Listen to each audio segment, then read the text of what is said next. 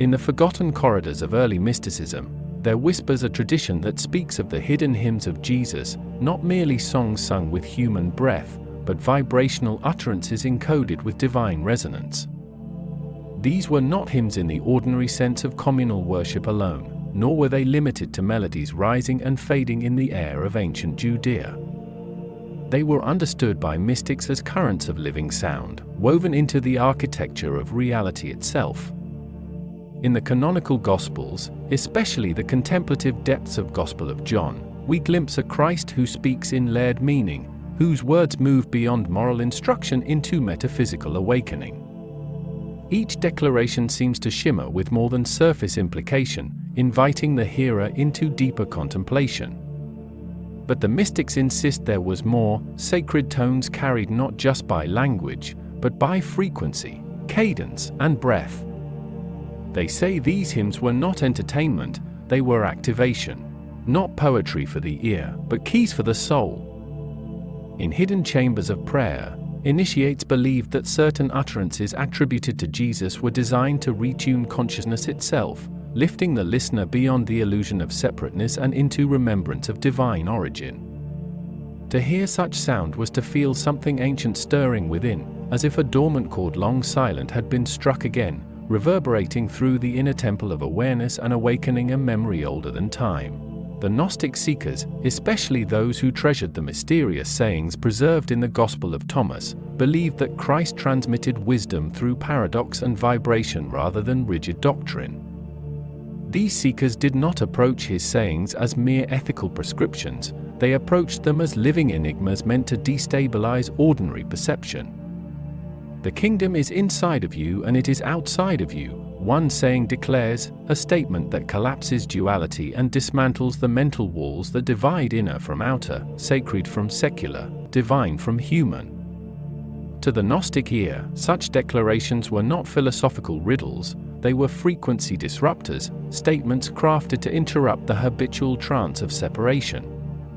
The false material matrix, as later mystics would describe it, was the dense web of ignorance that convinces the soul it is trapped in flesh alone, cut off from its luminous source.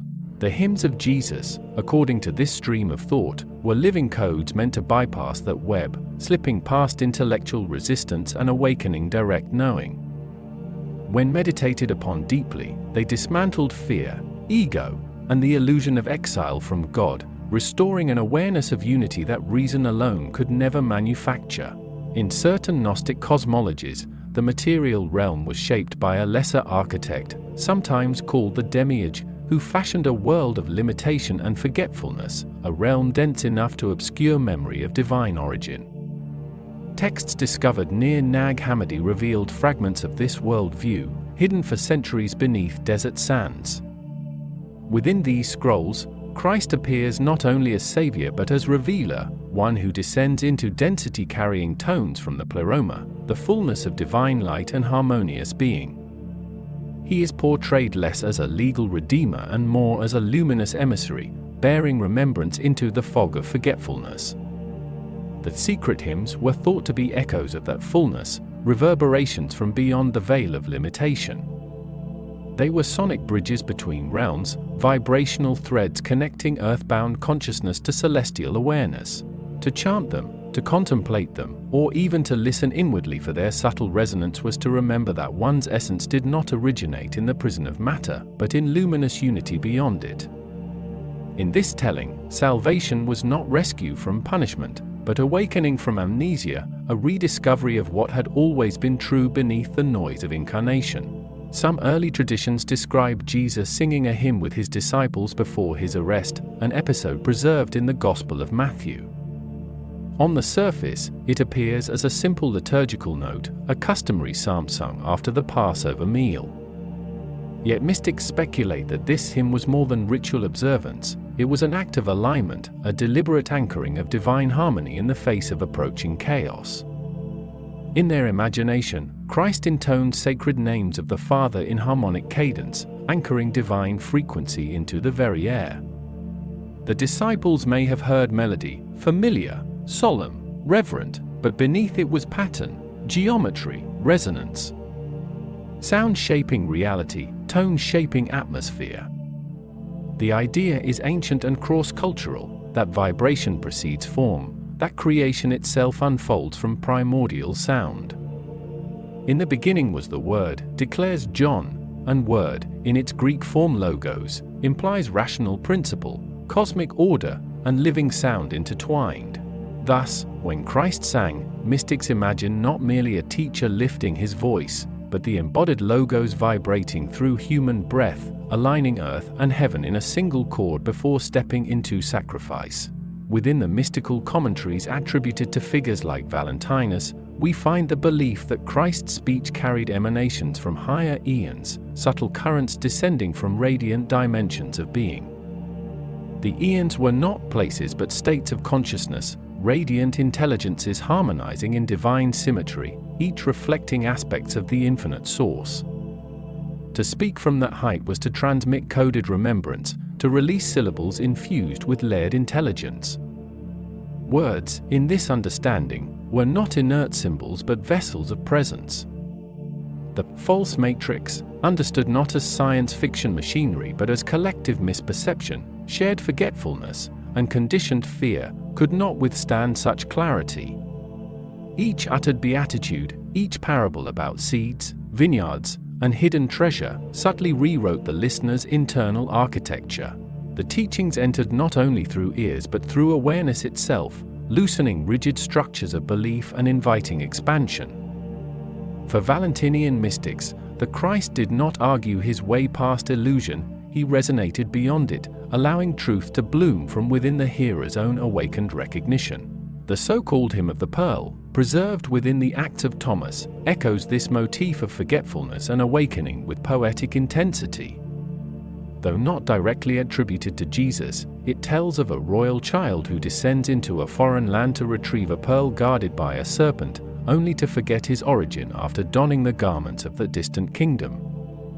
A letter from home eventually reaches him, reminding him of his royal lineage and mission. Gnostics saw themselves in this story, sparks of divinity asleep in matter, distracted by the tastes and textures of earthly life. They imagined the secret hymns of Christ as that letter, sung rather than written, vibrating through the amnesia imposed by identification with flesh alone. The melody becomes a messenger, the tone becomes a call home. Awakening, then, is not learning something new but remembering something ancient. The hymn is the echo of homeland reverberating through exile, stirring recognition in the depths of the soul and urging it to rise. Some esoteric Christian circles meditate on the Aramaic cadences that Jesus likely spoke, believing that the original phonetic sounds carry energetic potency often softened or lost in translation. Language, in this view, is not merely semantic but vibrational. The shape of a syllable, the breath behind it, and the intention within it all participate in meaning. When Christ said Abba, he invoked intimacy beyond hierarchy, a relational nearness that dissolves distance between creator and creation. The very sound of the word, gentle and open, begins and ends in breath, as though to remind the listener that divine presence is as close as inhalation and exhalation. Repetition of sacred names was not superstition but entrainment, aligning human breath with divine rhythm, synchronizing the inner pulse with what mystics perceived as the heartbeat of reality. In this contemplative understanding, prayer becomes resonance, and resonance becomes liberation. Words cease to be petitions hurled toward a distant heaven and instead become bridges of awareness. The practitioner does not attempt to persuade God but to attune to what already is. Through sacred sound, the fragmented self gradually harmonizes, rediscovering coherence beneath inner noise and reclaiming a simplicity that feels like home. The desert mystics of later centuries, though not Gnostic in doctrine, pursued a remarkably similar experimental truth in their austere solitude. Figures like Evagrius Ponticus taught that repetitive sacred phrases purified the nous, the spiritual intellect capable of perceiving divine reality directly. For Evagrius and his companions, the mind clouded by passions generated its own internal matrix of illusion, weaving thoughts of fear, pride, resentment, and desire into a net that ensnared awareness. Continuous prayer, a kind of inner hymn whispered through the hours, gradually cleared static from the soul's receiver. They described intrusive thoughts as logismoi, subtle suggestions that distort perception and reinforce separation. The remedy was not violent suppression but steady remembrance. A simple phrase, repeated faithfully, became like a tuning fork resonating through consciousness, restoring clarity. In the silence of desert caves, the monk confronted the turbulence of his own mind and discovered that sound, rightly directed, could calm the storm. What began as whispered words eventually dissolved into wordless stillness, yet the vibrational imprint remained, a quiet alignment between inner and outer being that felt like participation in divine harmony. There is also the enduring tradition of the Jesus prayer, carried through Eastern Christianity and later associated with Gregory Palamas. Though historically distant from early Gnosticism, it shares the principle of vibrational remembrance that transcends doctrinal divisions. Lord Jesus Christ, Son of God, have mercy on me. Repeated with breath, synchronized with heartbeat, the prayer becomes more than petition, it becomes frequency, a steady tone dissolving fragmentation. Hesychast practitioners describe descending with the mind into the heart, allowing the prayer to repeat itself without force, like a current flowing naturally. Over time, the words seemed to pray themselves, and the practitioner reported a subtle warmth or light arising within. Whether interpreted mystically or psychologically, the effect was transformative. The prayer functioned as an anchor amid distraction, an interior chant that gradually harmonized scattered attention. In its repetition, identity softened, the rigid edges of ego yielded to humility and trust. What remained was not emptiness but presence, a centered awareness suffused with quiet compassion.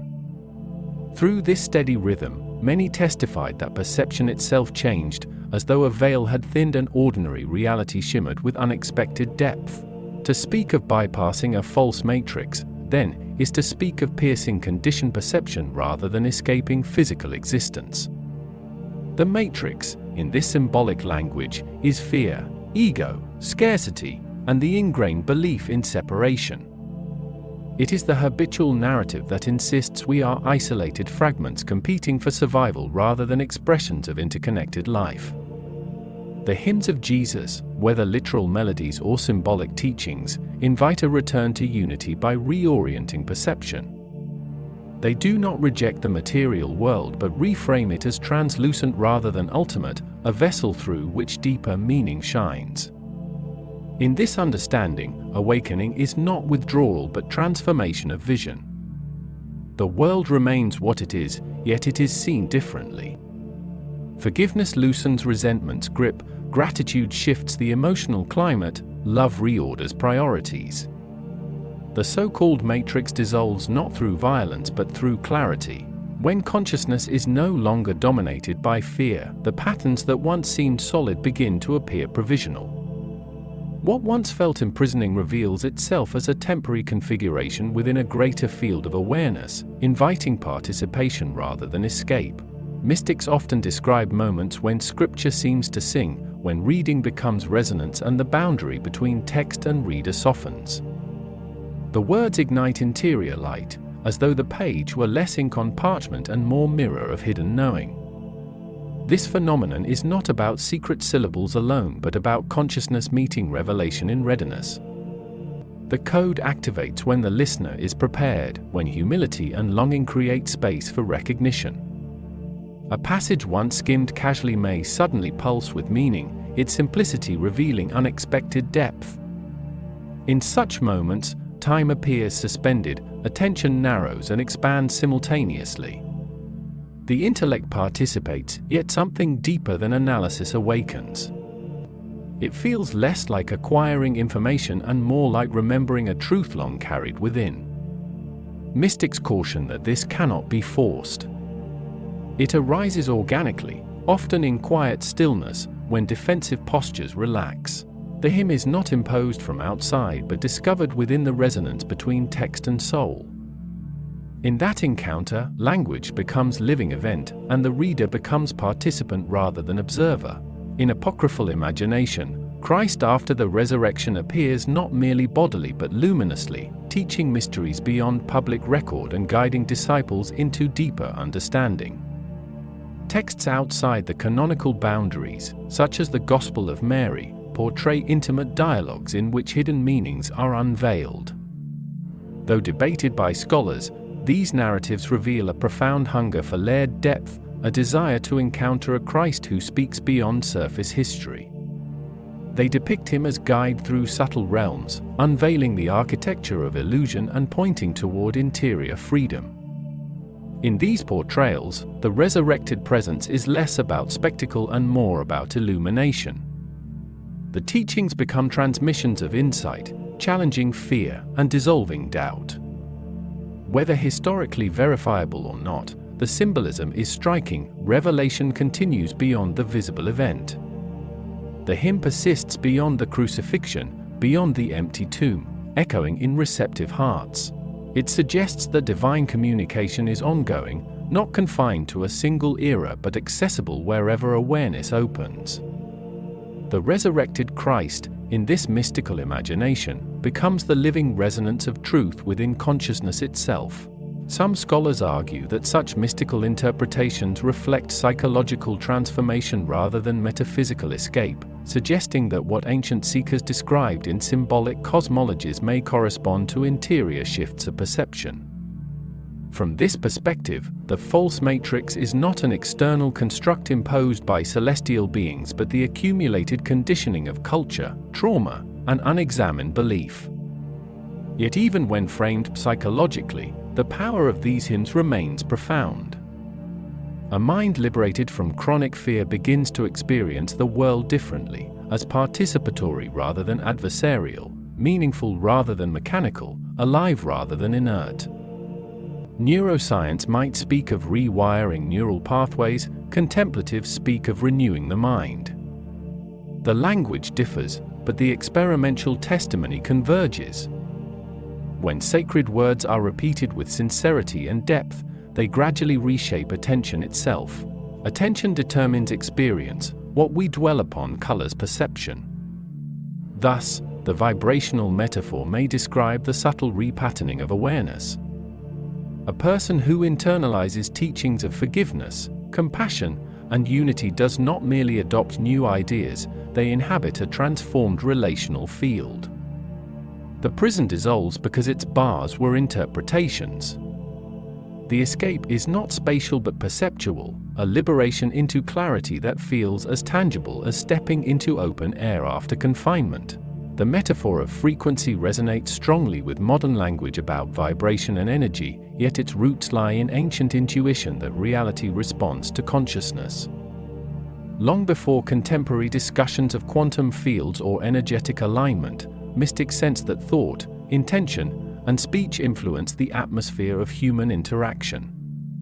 When Christ forgave, healed, or blessed, the narratives portray not only physical acts but shifts in relational space. Hostility softened, shame lifted, isolation broke open into belonging. Love altered the atmosphere. In this sense, frequency becomes a poetic way of describing coherence, the harmonizing of discordant elements into unity. Anger fractures connection, compassion restores it. Fear contracts, trust expands. These are not abstractions but lived experiences. A single gentle word can diffuse tension, a single harsh remark can ignite conflict. Thus, when mystics speak of secret hymns, they may be pointing toward the profound influence of interior alignment expressed outwardly. The resonance of love is perceptible. It changes how rooms feel, how conversations unfold, how communities function. The teaching becomes embodied vibration, lived rather than merely recited. The idea of secret hymns, therefore, may symbolize teachings encoded in simplicity, truth so direct they are easily overlooked. Consider the beatitude recorded in the Gospel of Matthew, "Blessed are the pure in heart, for they shall see God." At first glance, it reads as moral instruction. Yet mystically interpreted, purity of heart becomes the tuning mechanism through which perception clarifies. To be pure in heart is not to achieve sterile perfection but to cultivate undivided intention, a coherence between inner motive and outward action. Such coherence reduces internal noise. When competing desires quiet, awareness sharpens. Seeing God may then signify perceiving sacred depth within ordinary reality. The hymn is hidden not because it is obscure but because it is transparent. Its power lies in practice rather than complexity. When a person embodies sincerity, forgiveness, and humility, perception shifts. The world appears less fragmented, less hostile. Unity emerges not as theory but as lived experience. Thus, the secret may reside in the obvious, accessible to any who attune themselves through sincerity and sustained attention. Across centuries, seekers have attempted to recover lost songs, forgotten chants, hidden scrolls, traveling deserts, deciphering manuscripts, debating translations. Archaeological discoveries and scholarly reconstructions have fueled fascination with texts like those found at Nag Hammadi, inspiring renewed curiosity about early Christian diversity. Yet the deepest mystics often suggest that the hymn was never entirely external to begin with. It hums within awareness itself, the subtle vibration of being that persists beneath thought. One may search libraries and monasteries for secret syllables, but the essential resonance reveals itself in attentive silence. This does not render history irrelevant, rather, it situates historical texts as gateways rather than endpoints. The outer search mirrors the inner longing. Ultimately, the melody longed for is discovered not in distant ruins but in immediate presence. It is sensed in the stillness between breaths, in the quiet recognition of aliveness itself. When attention settles, a gentle hum seems to underlie experience, not audible in the ordinary sense, yet unmistakable. Mystics name it divine presence, indwelling spirit, or simply awareness aware of itself. To bypass illusion, then, is not to flee earth but to perceive through it with clarified sight. Matter becomes sacrament rather than prison, embodiment becomes participation rather than exile. The so-called matrix dissolves when fear dissolves, when narratives of scarcity yield to trust in shared being. What remains is presence, luminous and unbound, yet fully engaged in ordinary life. The awakened individual still walks, works, and loves within the world, yet does so without the same constriction of anxiety and defensiveness. Perception shifts from fragmentation to interconnection. Even suffering, while not romanticized, is met with compassion rather than despair. The hymn, internalized, becomes orientation. It guides response rather than reaction. The world is not escaped but embraced with deeper clarity. In this sense, bypassing illusion is integration rather than avoidance. One stands firmly on earth while rooted inwardly in transcendence. The visible and invisible interweave, and daily existence becomes a canvas upon which divine resonance expresses itself through kindness, courage, and quiet fidelity. And so the secret hymn of Jesus may ultimately be silence, the fertile silence in which Logos speaks without audible words. Within the contemplative vision of the Gospel of John, the Logos is both spoken and eternal, both uttered and abiding. Silence, paradoxically, becomes its clearest expression. In that interior sanctuary, beyond dogma and debate, beyond speculation about hidden scrolls or lost melodies, the soul remembers its origin. Not by escaping creation, but by awakening within it. The hymn resolves into stillness, yet that stillness is vibrant, alive, quietly radiant. It does not shout, it invites. Those who enter it discover that what they sought in mystery was present in simplicity all along. Breath flows, it awareness rests, gratitude arises without effort. The resonance remains, subtle yet transformative. In that quiet communion, the illusion of separation softens, and one recognizes participation in a vast, compassionate whole. The secret hymn was never withheld, it awaited listening.